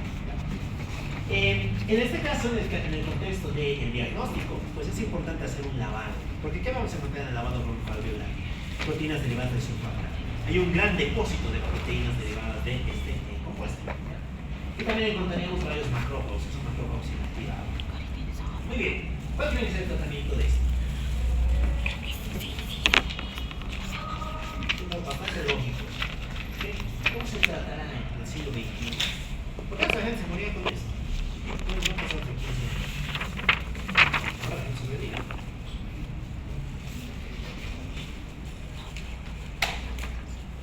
Si te faltan factores estimulantes de condonios de los granulocitos macrófagos, ¿qué te podemos dar? Factor estimulante de las colonias de los macrófagos, claro, te ponemos esto, el macrófago solito madura y de ese modo puede desarrollar su función normalmente y sobrevive. Se pone por vía inhalatoria. Bueno, lo mismo, ¿no? Terapia dirigida, medicina molecular, es la medicina del presente, muchachos, ni siquiera la medicina del futuro, es la medicina de ahora. Es cuenta que las cosas se ven a este nivel. Todos se ven a este nivel. Bueno, para su suerte, para su mala suerte, pero bueno. Yo lo considero bastante afortunado. Es una edad donde no hay límites. Los límites los pones tú y el conocimiento de biología molecular. Bueno, ahora sí, habremos terminado las entidades principales, ¿no? Ahora sí, está completo el diagrama. Ya, seguimos con esto. A ver, ¿qué es esto? Bueno, patrón miliar. Patrón miliar. Les decía, ¿no? El patrón miliar no necesariamente típico de la TV. También se puede presentar en el contexto de una EPI, ¿no? De una EPI. Fíjense que inclusive aquí observamos algunas zonas de colapso, ¿no? Aquí observamos atelectasia. Esta zona está muy hiper clara, ¿no? Y esto pues se puede presentar en el contexto de distintas enfermedades. Aquí por ejemplo encontraríamos a la silicosis, ¿no? Bueno, ya, ¿qué es esto? A ver, ¿qué les llama la atención en este libro?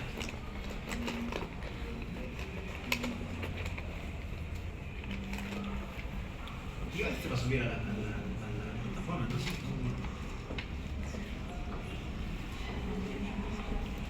¿Cómo es? Interpreten esa placa, está normal.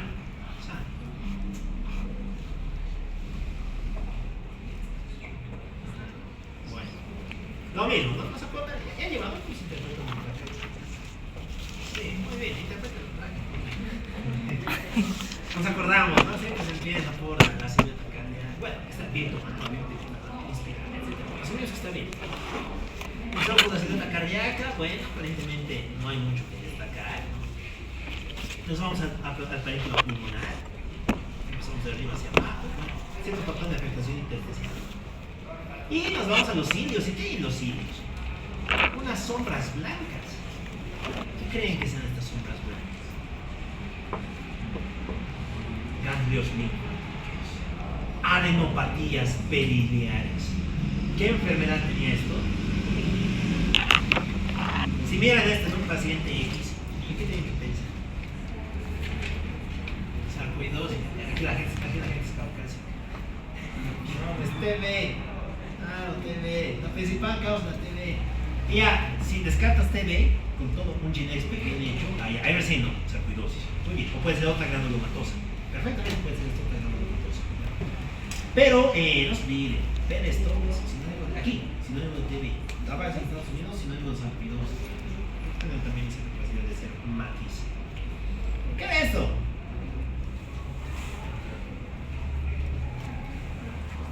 ¿Qué se llama esto?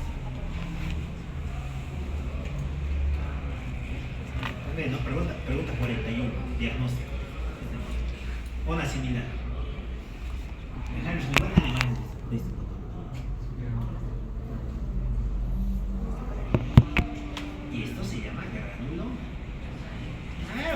estamos viendo aquí, muchachos? ¿Qué es esto? ¿Se acuerdan?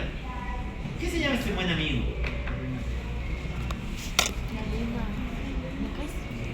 ¿Qué es eso? Núcleos en herradura. Fíjense la formita, ¿no? Núcleo con forma de herradura de caballo.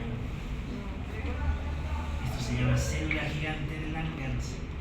Claro, esta es la célula de Langerhans, ¿no? ¿Qué era el Langerhans? Varios macrófagos fusionados. Macrófagos que se juntan.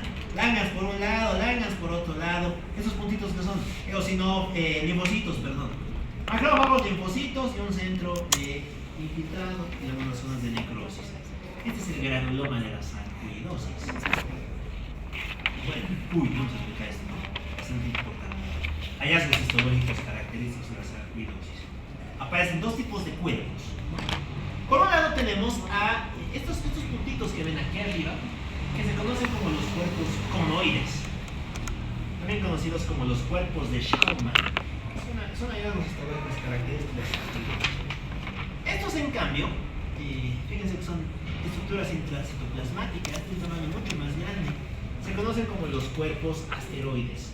También son característicos de la sarcoidosis.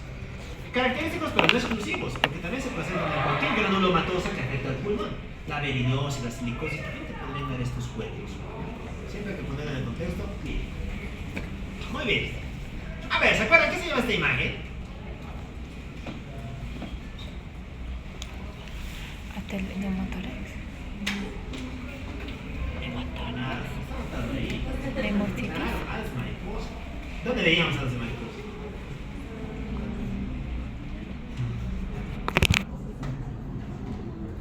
No hay radiografía de tórax.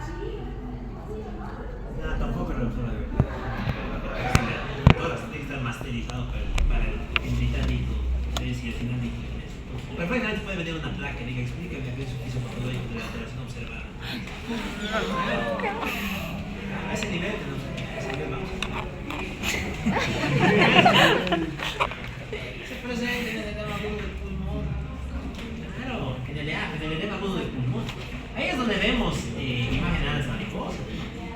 Bueno, esto en cambio, ¿qué le caracteriza a las mariposas? Afectación de la zona peridial. Fíjense cómo nacen las zonas radioopacas desde la zona próxima a los hilos. En cambio, ¿qué vemos aquí?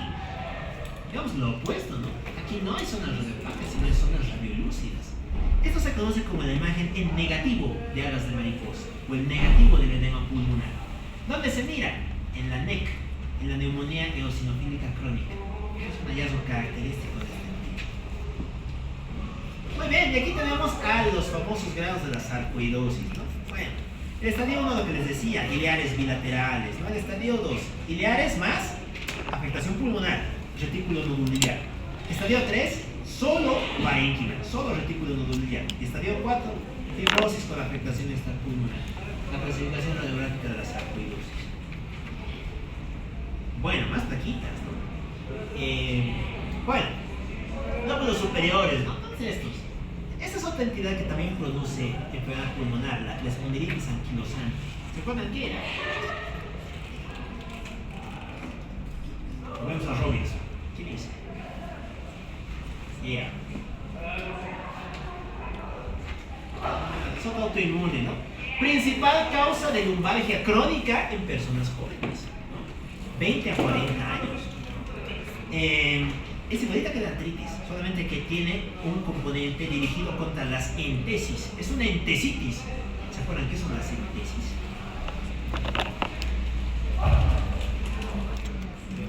Entesis. Son las zonas donde se inserta el tendón. Entonces, es clásico que durante las entesitis tengamos lesión de afectación del tendón de Aquiles, mucha tendencia a las talalgias, dolor en el talón. Lesión a nivel del tendón rotuliano y lógicamente lesión a nivel de la columna. ¿Cuál era su HLA? El HLA-B27, característico de este tipo de las espondiloartropatías seronegativas, así se llama. En cambio, ¿cuál es el HLA de la reumatoide? DR4, otro marcador de autoinmunidad. Bueno, aquí está la histiocytosis X, ¿no? Retículo nodular con quistes, el patrón en quistes. La silicosis, no lo he dicho, la silicosis aguda, la silicosis simple, la fibrosis masiva progresiva. La FPI pide el ilustrado. Ese es el patrón de radiografía del panal de abejas. Reticular difuso también lo hemos visto. Panal de abejas, ¿no? También conocido como imagen en queso suizo. Bueno, se lo conoce más como patrón de panal de abejas. A ver, este es un bien interesante. ¿Qué es el Wegener? El Wegener también jugaría aquí. Que el Good Pasteur. Pero vamos a empezar hablando del Wegener. La enfermedad de Wegener juega dentro de una categoría muy interesante de enfermedades, otras autoinmunes, las vasculitis. No sé si lo han visto, pero las vasculitis se dividen en tres tipos: vasculitis de grandes vasos, de medianos vasos y pequeños vasos. ¿Con quién juega el Wegener? ¿Con? ¿A cuál pertenece? ¿Ah? Nada. Pequeños vasos. Por eso te afecta el pulmón, porque ¿qué encuentras dentro de la alveolo? Está una rama de la aorta, ¿no? Pues están pequeños vasos, están capilares. Claro, por eso es de pequeño vaso. ¿Cuáles más eran de pequeño vaso? El Churg-Strauss y la PAM, la polivasculitis microscópica. ¿De mediano vaso cuáles eran? Nada. Bueno. Acá no tenemos módulo de autoinmune. Bueno, ¿qué vas a meter con las esperes de autoinmune? Se asusta. Bueno, igual en algún momento tienen que estudiarlo, ¿no? Mejor estudiarlo ahora. Así entran con buena base al reumato. Si esto no está claro para reumato, no están pateando oxígeno. Mediano vaso. La PAN, la panenteritis nodosa y la enfermedad de Kawasaki. Y los de grandes vasos, la arteritis de células gigantes y la enfermedad de Takayasu. Bueno, ok. El Wegener también nos puede dar patrón de lesión por el PIB, ¿no? ¿Qué más? El Good Pasteur, ¿qué era esto? ¿Se acuerdan? Vamos a hablar del Good Pasteur cuando llegamos a hemorragias pulmonares. Esto sale hasta en los libros de histología. Me preguntan esto.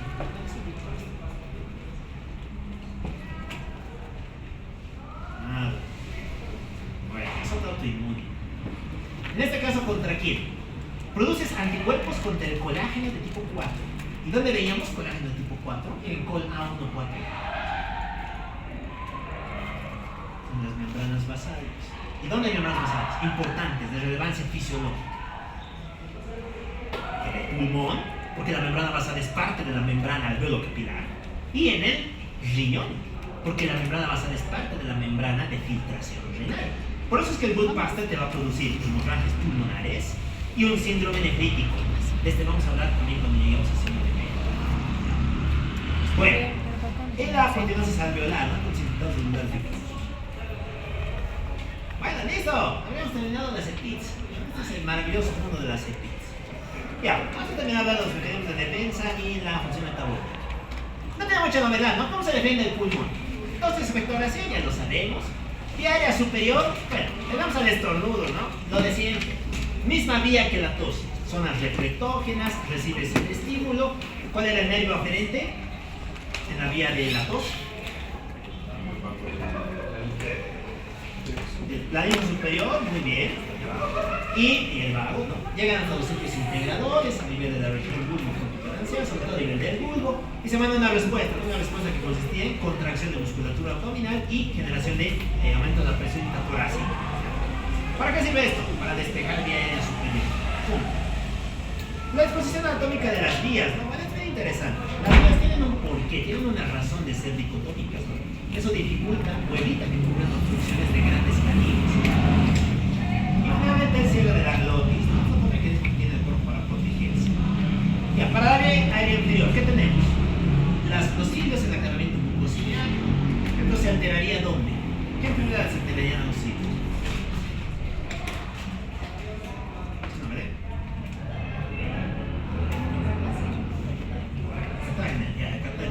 Muy bien, ¿qué más? Todas las citiopatías, el síndrome de Janssen, el síndrome de Schweiger. ¿Qué más? Más frecuente que eso. El tabaco. el tabaquismo, ¿no? ¿Qué es el tabaco? El tabaco funde tu vía aérea, funde tus cilios, ¿no? Bueno, el cilio tiende a desaparecer con el tabaco. ¿Qué más? La fibrosis quística. Y la inhalación de gases tóxicos. Muy bien, todos esos te van a predisponer a tener infecciones venéreas, es decir, neumonias. Y ahí la broncoconstricción, ese es otro mecanismo que tenemos para proteger nuestros broncos. No está bien. Muy bien. ¿Y cómo se protege el alveolo? ¿Qué mecanismo tiene para defenderse?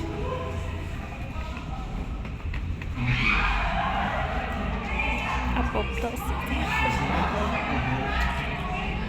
Ese es el que protege a nuestro amigo del alveolo. Bueno, ¿qué estamos observando aquí? Un fenómeno de obstrucción de vía aérea. Obstrucción de vía aérea, en este caso, localizada a nivel de bronquio derecho. Bueno, ¿qué más vemos? Algo más interesante que eso. ¿Qué les llama la atención de este momento? Me canso. Vean, es para tener un poquito de creatividad. ¿Qué vemos?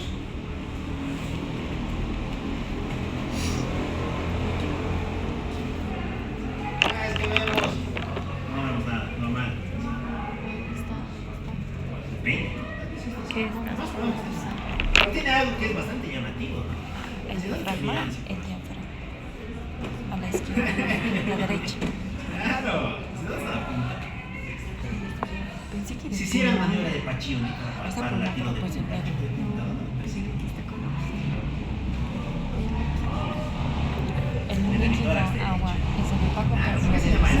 eso? Fíjense que además la burbuja gástrica está a la derecha. El estómago está a la derecha. El aire es negro. ¿Cómo se llama esto? Tics inversos, muy bien. ¿Y qué enfermedad se observa? No, el aire. Cartagena, exacto, las citiopatías. Muy bien. Lo mismo, fíjense la buena delimitación de la vía Para aérea. el líquido. Estos personajes me pasan mucho ahí. Este tipo de delimitación de la vía aérea. A ver, ¿qué se llama esto? ¿Qué se llama llevado? ¿Para qué se usa esto? Una cabecita se ve eso. Ya no se usa, esto es historia. Una Tecnología caricatura. siglo XX. Pero no tenía idea más bien. Pero acá están ¿Y es que estos se llama colores esto? raros. Que no tenga ningún pues. Nada. Ya ¿Qué se tienes llama, eso. muchacha? Como fatal. Te voy a dar quinto. Cuando esto se Exijo volver pinta, a quinto. Esto se llama proyección de Waters, proyección de Cartwright. ay no. ¿Para qué se usa? ¿Qué colores? Se usaba para el diagnóstico de la sinusitis. Estas proyecciones no Todos se los usan colores para tienes. ¿Qué? Si todos los Bueno, colores. actualmente ya no se usa porque son muy poco específicos. ¿Qué colores quieres? Si todos los colores tienes, digo. No, ¿Por qué está aquí la sí, sinusitis? pero parece medio piel. Si tuvieras alguna alteración de los mecanismos de defensa, Sí. podrías también A ver, tener infecciones de vía aérea, sinusitis y demás. Sí, ¿no? Es otra manifestación que asocia estos cuadros. Ahorita. Muy bien. Trae tus colores. Bueno, imagínense que es pulmonares. Esa que le dije. Sí, de estos me dan el Bueno, ya no tenemos tiene las ese color. patologías, las funciones metabólicas del pulmón. Sí, solo está. Bueno, el pulmón también hace muchas cosas por nosotros a nivel hormonal, ¿no? Eso también está en el CICID. Ahí nos dice, ¿no? ¿Qué se produce? ¿Qué función tiene? ¿Y qué es lo que le hace al pulmón? A ver, cumple varias funciones, ¿no? La verdad más importante sea esta. ¿Se acuerdan qué le hace a la angiotensina 1?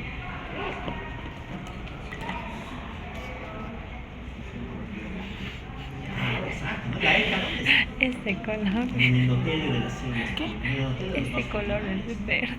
Entonces, contribuye a la conversión de AG1 en AG2. Y la AG2 es finalmente la que termina desarrollando la glucosa. ¿Qué más hace el pulmón? El pulmón metaboliza miles de sustancias. Metaboliza bradicnina, dopamina, histamina. Bien importantes, ¿no? ¿Por qué? Porque esto nos explica el por qué los síndromes carcinoides vinculados a la región abdominal, a la región digestiva, no tienden a dar clínica sistémica. Me pide decir ¿Se acuerdan lo qué que es el síndrome carcinoide? Dani. ¿Saben qué es el síndrome carcinoide? sorda. Nada. Bueno, vamos a buscar. El síndrome carcinoide es un síndrome paraneoplásico. en el que los tumores empiezan a producir serotonina y péptidos vasodilatadores. ¿Ya? Resulta que muchos de esos tumores se encuentran en el lado derecho, se encuentran en el vena abdominal. Son clásicos, en el apéndice, el intestino delgado y demás, el hígado. Y una vez que elaboran sus hormonas, ¿hacia dónde van? Por la vena porta. Llegan al hígado, ¿no? Muchas veces se supera el hígado. Y una vez que se supera el hígado, pasan ¿a dónde? A la vena cava. Y por la vena cava, ¿a dónde llegan? A la aurícula derecha. Muy bien, de la aurícula derecha pasan al ventrículo derecho y el ventrículo derecho ¿a dónde va? Al pulmón. Y el pulmón va a ser el último filtro que se va a encargar de metabolizar e inactivar todas esas hormonas para que no pasen a la circulación sistémica, ¿no? Porque imagínense tener varios vasodilatadores en tu círculo de mayor. No, vas a tener hipertensión y puedes tener un círculo. Lo cual es bastante raro, siempre y cuando los pulmones funcionen de manera adecuada. ¿Qué más? Estamos hablando de esto, neuroproteínas, ¿no? Las proteínas y demás. ¿Tendrá importancia fisiológica? Sí, tiene importancia diagnóstica. ¿En qué enfermedad encontramos aumentada la enzima convertidora de angiógenes?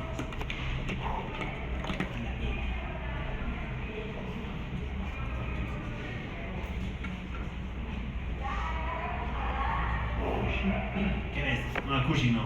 Cushing está aumentada. ¿Qué es esto?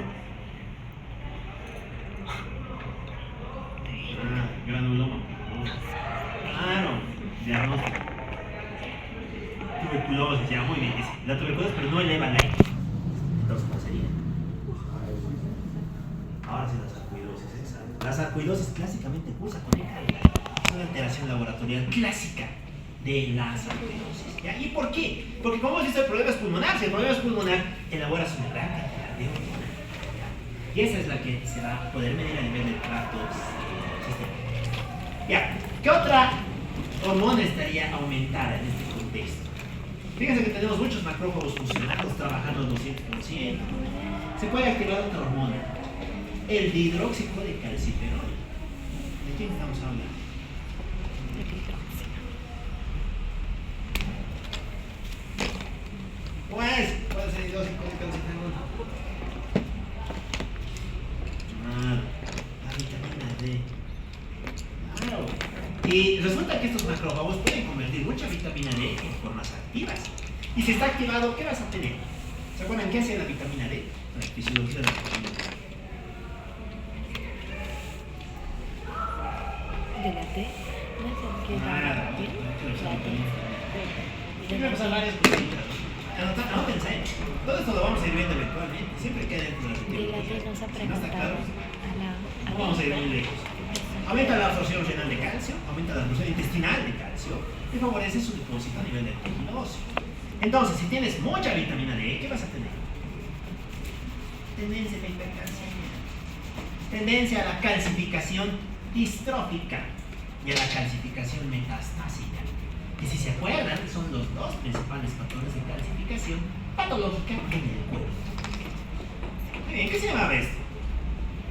Aquí está bien bonito, ¿no? Clásico de la sarcoidosis. Tiene forma de estrella. Los cuerpos asteroides. Estos son los famosos cuerpos asteroides. Muy bonito, ¿no? ¿Y eso que están por aquí arriba qué era? ¿Cuál de la sarcoidosis?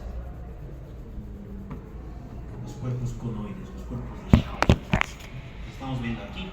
Los estamos viendo aquí también. Muy bien, hallazgos bastante interesantes en relación a la histopatología de la sarcoidosis. ¡Listo! Pico dorado, los síndromes pulmonares enteros. Bueno, lo logramos, muchachos, se acabó el pulmón. Ahora vamos a hablar de la circulación, el distrés, listo. Murió la temperatura. No. Preguntas, dudas, crisis, traumas. Muchas crisis, ya, muy bien. Medio áspero, ¿no? Pero es como comer algo duro, ¿no? Vamos a ir asimilando, ¿no? No van a leer eso. No quiero asimilar. Aquí leyendo esto progresivamente, porque si quieren repasar un día entre las rondas, con eso se van a asustar. No van a lograr. Claro, se van a asustar, solamente llegando aquí. Todavía nos falta el distrés, que es otra cosa. Así que vayan repasando la progresión. Estudien todos los días. Muy bien, bueno, si no hay preguntas y dudas, muchachos, entonces podemos ir en paz. Gracias al señor.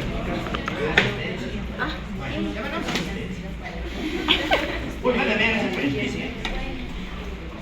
Bueno. ¿Cómo voy del tiempo?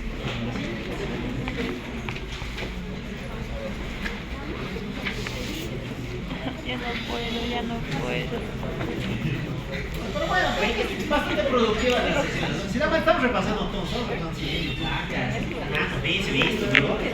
Haciendo un análisis bastante holístico de estos semestres. Melanie, Yo creo que es no va a aumentar las cosas en lectura. Estoy seguro. Dale acá. Ahí está la altura del Tú puedes, Cori, tú No puedes. puedo, ya no puedo. Puedes, no te rindas. Ya me acabo, ¿no? De dibujar, Como ya de dibujar, ¿Y qué te falta? ya. de escribir. Ahora, ya Escribir, vamos. no, explicar un poquitito. No voy a hacer.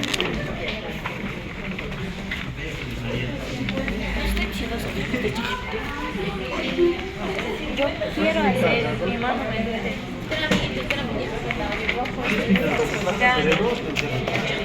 Sacaron del chat de- ¿Qué querían sacar? Nos ha hecho el dibujo y una pequeña explicación.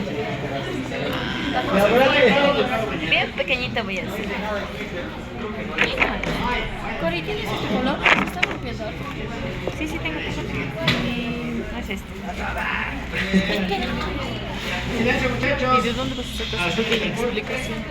Del amiguito. José de Guillán, Selena Chávez, Wilmer Checo, Daniela Chura, Tatiana Clares, William Condori, ChatGPT te pregunta. Mer Fernández, Tal vez. Brian Flores, Vania Huanca, Rodrigo Jiménez.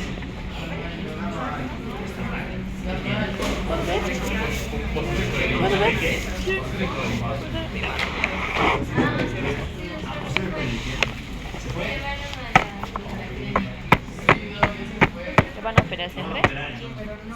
Al otro. ¿Qué tiene? Ya lo están operando en este momento. Toma, Cori, gracias. Ya, a ver, veremos qué sale. ¿Ya se acabó? ¿Me devuelves mis cosas? ¿Qué? ¿Me devuelves mis cosas? ¿Qué más tengo? Mis reglas. Vamos a hacer un pine. Mis reglas. Algo Bueno, que ¿qué yo va a la quedar? de. A ver, esperamos que no se complique. 20 centímetros. Juliana Juli, Mayrel Piri, Lucero Laura, está mal también. Pero Melanie, ¿vas a describir? Pero yo ya no quiero explicar. Ay, no más. Ya dos tiene, ya Cori,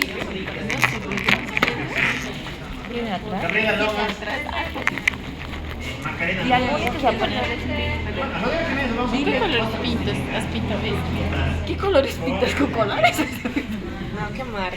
Víctor Montelilla, Ah, de todo. Ruth Murillo, De todo lo que.